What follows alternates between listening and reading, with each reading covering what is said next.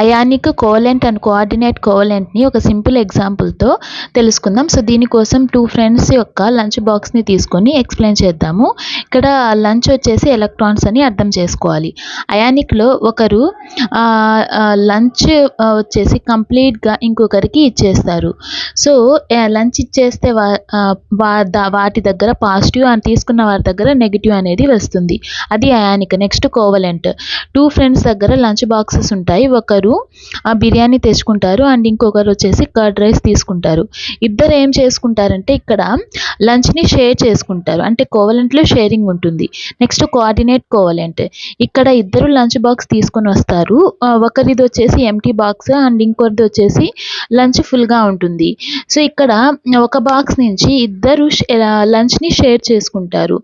So full lunch box తీసుకొచ్చిన వాళ్ళు వచ్చేసి డోనార్ అండ్ తీసుకున్న వారు వచ్చేసి యాక్సెప్టార్. కోవలెంట్ అండ్ కోఆర్డినేట్ కోవలెంట్లో మనం షేరింగ్ చూస్తాము.